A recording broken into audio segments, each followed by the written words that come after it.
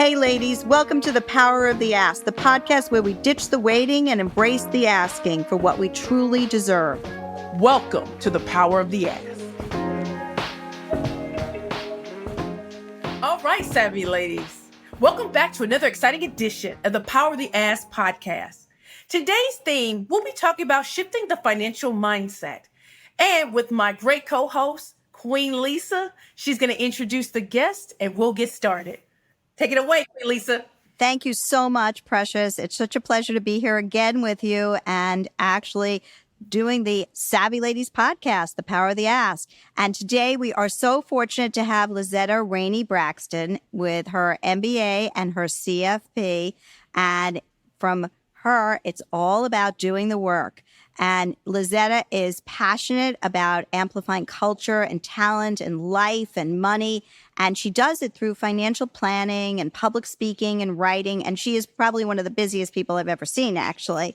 Lazetta is a co-CEO of 2050 Wealth Partners, where she provides access to financial planning to individuals and families who are probably so fortunate to have her, and who desire financial freedom to influence, experience, give, and make a difference for their family and their future generations. And, of course, because Lazetta is the woman who could do it all, she also has a consulting practice, Lazetta Associates, where she employs a no-fear, no-shame zone to help financial services firms nurture culturally aware and hospitable workplace environments. And Lazetta, we're going to definitely talk about that because that's so incredible. Lazetta is a true entrepreneur, and she is so dedicated. She was named as a Crain's New York Business Notable Black Leader and Executive, as well as one of the top 10 of Investopedia's 100 top financial advisors for 3 consecutive years. She has been honored by Investment News as one of its inaugural Women to Watch and Excellence in Diversity and Inclusion recipients. She also received the Association of African American Financial Advisors Leadership Legacy Award, and if that was not enough, and the Heart of Financial Planning Award from the Financial Planning Association. It's not surprising Lazetta has appeared on NBC Nightly News with Lester Holt. She has appeared on Nightly Business Report, CNBC's Closing Bell, and Cheddar News. And she writes on topics that are related to culture and talent and wealth. And as a member of the CNBC Digital Financial Advisor Council, she is a big contributor. So Lazetta, we're going to turn it over to you to tell us something I didn't say about you. And I'm sure there's a lot because you must be one of the busiest ladies in town. And I want to say that I don't feel busy. I just feel blessed. And it's so wonderful for me to be able to share what you asked of me, what's not on here. And that is being the proud mom of my daughter, Karis, who is now a freshman at Yale, and also a 4-legged dog, Samson, which my husband Brad and I are very proud of our children. And the work that we're doing really is to advance the next generation, to put some good energy in the world along with the animals and the trees and the nature, and really celebrate our ability to really impact lives. Well, we can definitely understand that.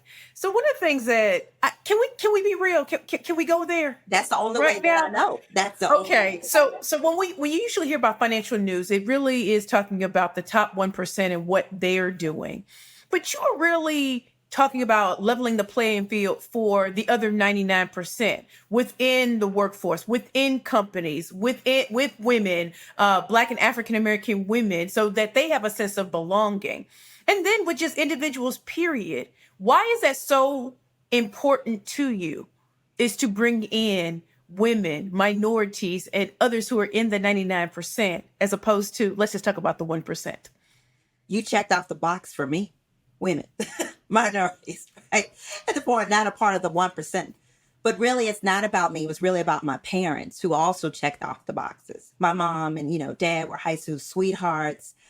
They married right out of high school, had me. And so I saw them struggle with with money. And so I was just wondering, it was a matter of education, systematic issues, or a combination of the two.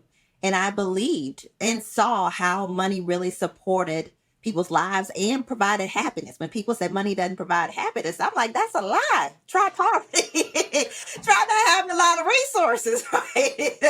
Word. Yes. And so because I could see and experience the struggle firsthand, there was just a part of me that says it shouldn't have to be this way, particularly with parents so dedicated to their crafts. As a construction worker for my dad, as a factory worker turned licensed practice nurse for my mom, making money, working hard, and still not having enough. And so that's my why. And it's continued to be a part of my mission of truly bringing Wall Street to Main Street. Mm. You know, I love the fact that you were so real and that you said that money does make a difference, because so many people are, I think, intimidated to admit that, or somehow think that it's something that they shouldn't admit. So I really applaud you for that, Lazetta. And it's such an important thing. And you are this great female entrepreneur. And, you know, I'm an entrepreneur also. And I've been an entrepreneur probably since I'm 20 years old, first in the fashion business and then having my own law practice. So I know that there are so many barriers that I've had to break down and lots of ceilings that I've had to actually try to crack. But, you know, I'm going to be really real now too and say to you, as a Black female in the financial industry, it had to be really difficult. And how did you break down the barriers? How did you crack that so-called glass ceiling? What propelled you forward? What propelled me forward was a toxic work environment. I've had several of them throughout my career, and the last one was really traumatic for me. I had worked for a wealth management firm, for which I was their first VP in that office. So I designed a lot of protocols, a lot of infrastructure and proposals for high net worth clients and institutions. And there was a prospective client that actually used the N word and said, "Are there around?" It got back to the office because, in fact, I was the VP on this particular account. I'm glad that the news traveled back to the office, but once it traveled back, as a lawyer, realized that there was no recourse because it was said in the prospect's home. And not that I really wanted recourse, I just wanted coverage. I wanted to be honored as a contributor to the team, and that wasn't the case. They brought on the client. And for me, that was a signal that said I didn't matter, that money did. With that in mind, that impetus of saying that I will not be treated less than as my ancestors were treated, that entrepreneurship just felt like a fresh breath of air. Yes, so it has been difficult, but nothing as difficult as it was to work for a firm that you have poured your life. And I was pregnant at the time, just a lot of trauma for which there was just total disregard for my humanity and contributions. And from that point on, I said, thank God my husband and I had our go to hell money, because there was finances for us to be able to take the leap and become an entrepreneur, which means capital, self-funding. And I'm glad that we exercised and practiced what I'm now preaching as a financial planner in terms of being able to weather, as an entrepreneur, uneven paychecks. Trying to figure out where capital is going to come from, how many seats that you can have for, clients to really serve them well and get the income that you need, particularly when you're being countercultural into the market that you're serving, people who are not used to financial planning and dealing with a market that has also been disregarded as well, too. Well, in recognizing the need for financial planning and financial knowledge and financial education, I'm sure you see that a lot of our young people are not in these conversations. They may see what's going on social media and think, being an entrepreneur, it's easy. 6 figures in 6 days. Why is it important for us to touch the next generation of women, whether they become entrepreneurs or they're in corporate America or they just do something on their own? Since we're talking about women, and we all are in this energy of taking charge, right? The power of asking what we need, fighting for what we need. Along with that comes sometimes imposter syndrome, sometimes second guessing yourself. So I'm going to bring this to your question about financial education. We run a lot of households. It is our responsibility, but sometimes we don't have the time to really focus in the way that we want to, and we judge ourselves for that. And then we often, because of all the stress, may misuse money and the relationship because of associated stress that is projected on the relationship with money. And now you're thinking about the next generation. I think about Gen Z. My daughter's in this generation as well. They've seen the generations ahead of them just abuse the system over and over and over again. We still are fighting to get financial education in high schools. I mean, there's a lot of progress that's been made, but it hasn't been core in their experience. So they do have to go to a TikTok. And then parents, our generations are still not having the money conversation. So we're not equipping them to be courageous about having these conversations without fog, fear, obligation, guilt, and shame. So when they're getting all this information, the next generation is like, how can they apply it? Right. And oftentimes when you apply, you kind of run it by someone. What do you think about this and that in the chat? And then you get all this misinformation that compounds bad decisions that makes it even worse. So it's this vicious cycle that we're trying to break with having good content like this podcast out there to say information is good and so is community, trusted community and relationships to have these conversations. Ladies, are you ready to take control of your future? Do you dream of financial stability, freedom, and a life that truly deserves you? For over 20 years, Savvy Ladies has empowered women from all walks of life to make smart financial choices, achieve our goals, and build a brighter future. We built Savvy Ladies as a community of women supporting women. We offer free financial educational programs, a trusted helpline, and guidance and advice from America's top financial professionals. You can access the financial helpline at savvyladies.org or where you get your apps under Savvy Ladies. Savvy Ladies equips you with the knowledge, confidence, and support you need to thrive. So don't wait. Join Savvy Ladies today and start building your financial confidence and well-being now.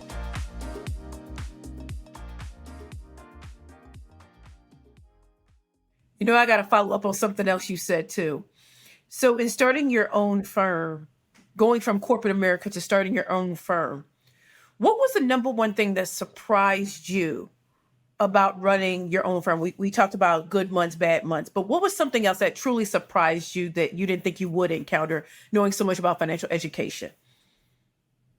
Such a good question. And the reason why I'm pausing, because I come from a family, particularly on my dad's side, of people or uncles who all had a specific craft. So my dad is welder, my uncle's a carpenter. They did not translate that craft into a business. And I saw them being used in the workplace for their craft and not being paid well, and also experiencing a lot of injury because it was hands-on. And so for me, I think because I got my MBA in business. I started my first job as an auditor for Marriott, that I was fortunate enough to be exposed to the intricacies of running a business as an auditor, seeing my, different family members come in and out in terms of receivables and drumming up business and working in the business versus working on the business, that I don't have any problems pivoting. And that's sometimes hard for business owners is, sometimes you got to extend yourself in debt. Sometimes, you're wondering where the next paycheck is coming from. And like I said, I was worried and I'm still not. So for me, it's got to work, period. Period. period. You know, Lazetta, you are such a champion of the unrepresented, and you're such a great advocate of Savvy Ladies. And we are so grateful to have you here today.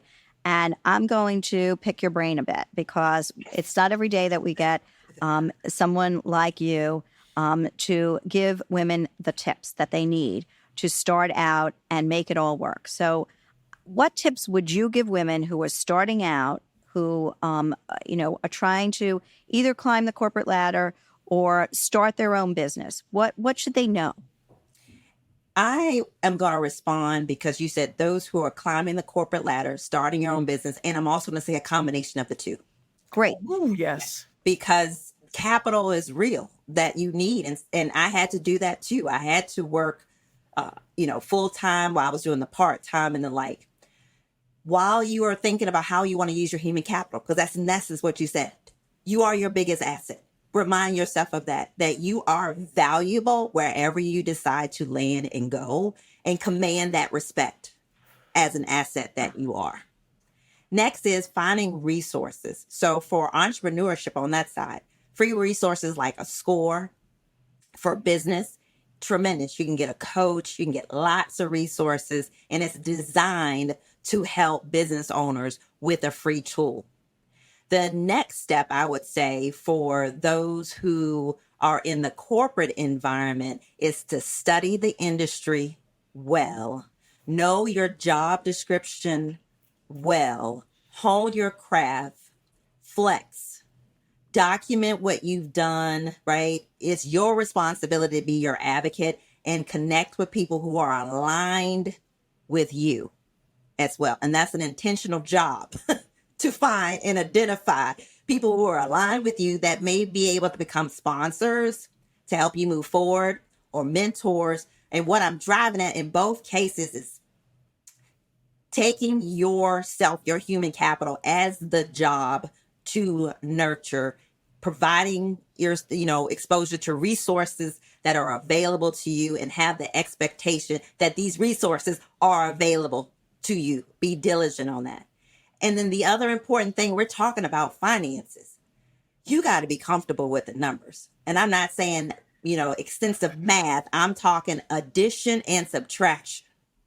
What's coming in and what's going out, and not be afraid of that at all. So it is not calculus.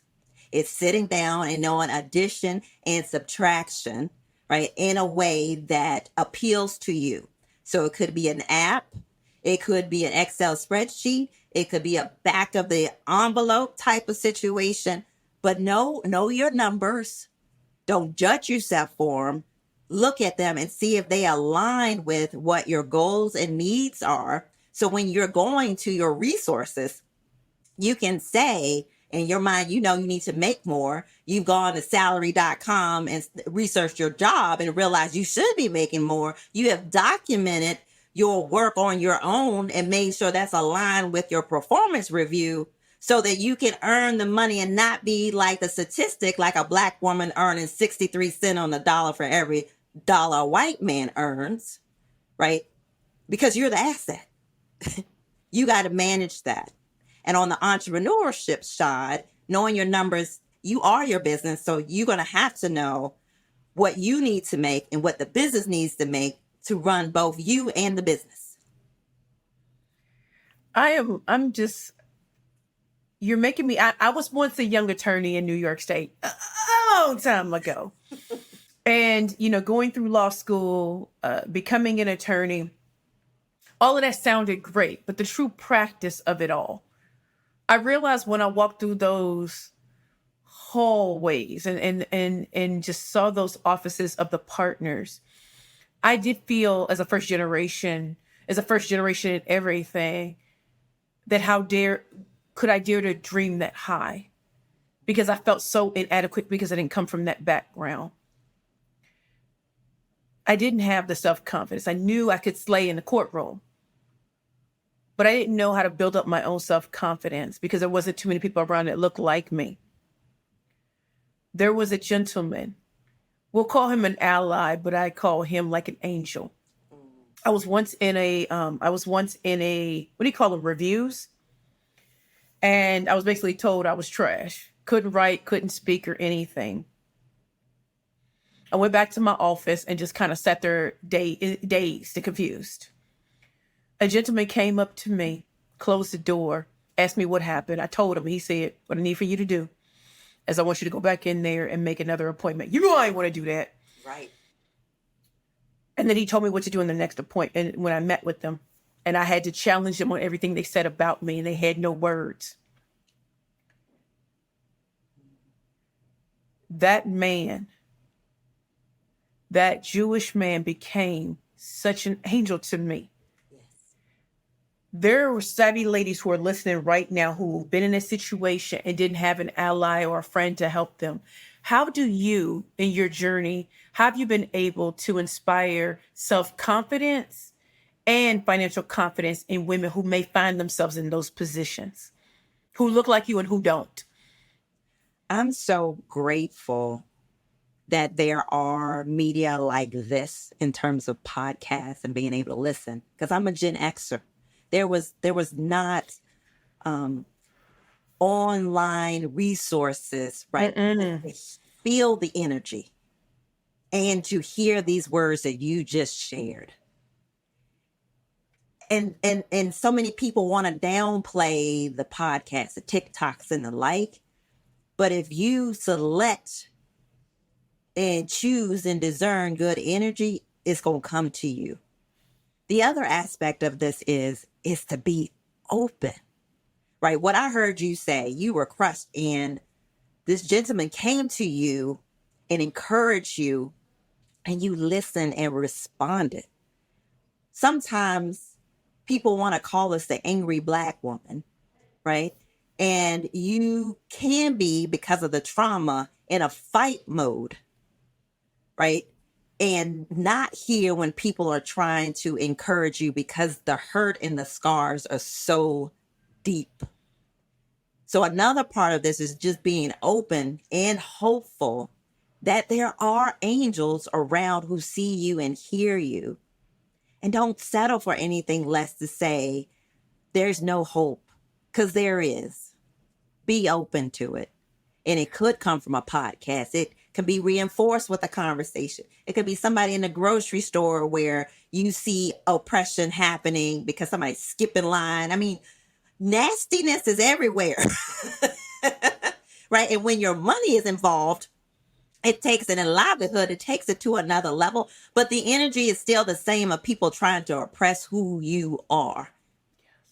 And so whatever inspiration you can get and wherever you can get it from, bottle it up and keep pressing to say, I'm going to add more to my cup because I know it's out there. Even though I don't see it, I know it exists, and I'm going to be open to receive. Lazetta, you are such an inspiration, and I know you're going to be an inspiration for our listeners. Can you tell us, I know you've given us bits and pieces, but can you tell us about your personal journey?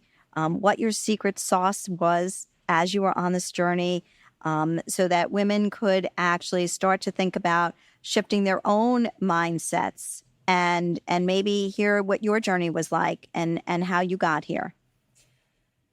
I will start by saying, be nice to yourself. And these are things that I realized because I wasn't. I was just this super overachiever who felt a lot of responsibility as the oldest child to take care of everybody.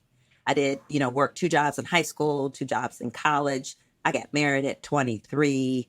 My husband's in the, ministry now, seminary. So I've dealt with churches, just lots of people coming from a small town, and also having the responsibility to really learn quickly what the world is delivering to you. And that's why, for me, I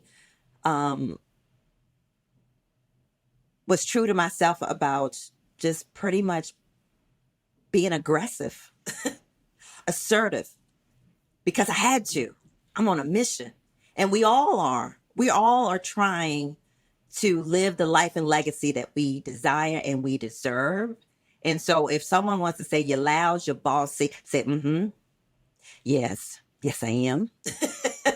Right. You. And then what you learn to do is navigate, right? But you don't don't minimize yourself. Those days are over because we know the scripts are still the same, and that's gaslighting.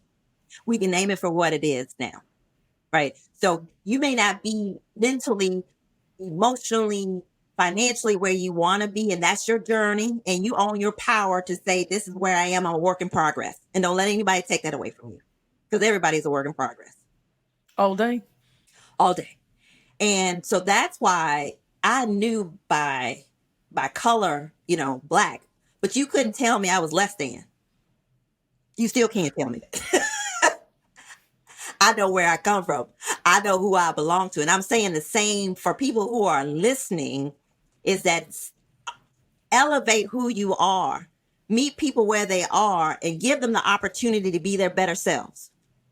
And then when your numbers are right and you're confident there, then that confidence flows over in your conversations and you feel like you can take more risk. And the whole idea of making it up as you go along, that's just courage as you're getting wisdom, and think about everything about as growth, not failure. Queen Lazetta, there's a question we ask all of our guests. Before I ask that question, this is a question that I've been wanting to ask you since you began. As a Black woman who's a professional financial educator, who's making sure that women and the other 99% are understanding the value of financial education, empowerment, and all these things, do you often feel as if when people ask you questions, you have to ask for the whole Black race, or that you're only put in places to speak to a certain demographic? And if so, how do you break free to show others that you're professional grade and you can speak to so many more than what people will box you into? To answer your question, and I've been clear about the community of Black, particularly CFPs, because that's kind of the narrow focus for me, because that's who I am. And I know there are certifications that absolutely serve our population well. I have decided that I want people to see my Blackness, because I also know I'm a super expert. So for me, I navigate how I want to be treated and in what aspects. Yes. So I have to say, one of my inspiring, I'm going to say she's an ancestor, not sure blood related, is Harriet Tubman. That Underground Railroad for me is now above ground railroad to financial freedom. And so I want you to see my color, because it's a social construct that still has negative. So we need to unlearn a lot of things. And I want it to be seen in a positive light for my race as defined by this country, until such things have changed, and they have not. And I also know, because I have, like I said, with my parents, they were serious about their craft. I'm serious about my craft. So it's so fun to me when people want to pigeonhole me. I know how to change the conversation and be extremely versatile, right? And pitch myself so that I can't be boxed in, even if people want to say, oh, you're not like the rest of them, or you just focus on or you this. Well, no, I write. I'm on CNBC. I'm in the Wall Street Journal. Right. And so, what you got? What's your question? Because I know that Black, what we have to do, we have to get the extra degrees. We have to fight for the books. And then every time opportunity comes, I'm not trying to be a Martin Luther King, just the face. No, that's why in terms of the communities, being a part of, sharing opportunities, we mainstream, baby. I love that you said that. And again, shout out to my ally Angel from years ago. You are one of our Harriet Tubmans for financial empowerment, and you're just leading the way. We have a question we ask all of our guests, and I can't wait to hear your answer. Why is the power of the ask so important to women, especially financially? And why is it now so critical? Voice. You are your own advocate. Right? And so the power of ask, don't be worried about disappointment with a response. Once again, I'm saying, give people and institutions the opportunity to be their best self. And the way that you do that is value yourself as an asset, document what you've done, be proud of what you've done, work on the areas you know you need to work on, all things that we do anyway. And when gaslighting comes, name it for what it is. Name it for what it is. Because part of oppression is making you feel less than. And if you have your tools, your craft, your confidence, then you, hey, as lawyers, make your case and stand on your business. And then when you get home, cry and do whatever you got to do, because that's a part of it. But save that for last. But if the tears come like they have for me before too, speak your piece. Let the tears come. And still stand in your business. Do whatever it takes. Do whatever it takes with integrity to be you and be that light. Because you are. And we know that. And they see that too. Lazetta, you are, as I said, an inspiration. I feel like I could do like a marathon, go to my office, work another day, do all of these things after listening to you. You really energize the room, the podcast, me, certainly, I bet, my co-host, Precious. You really, we are so fortunate to have had you here today as our guest. And we really thank you for giving us your time and sharing your knowledge and your expertise and your story with us. So thank you again, Lazetta, for being our guest today. Thank you for having me. The hospitality means the world. And this is how you fill your cup, with being aligned with people who really celebrate and honor one another. So thank you.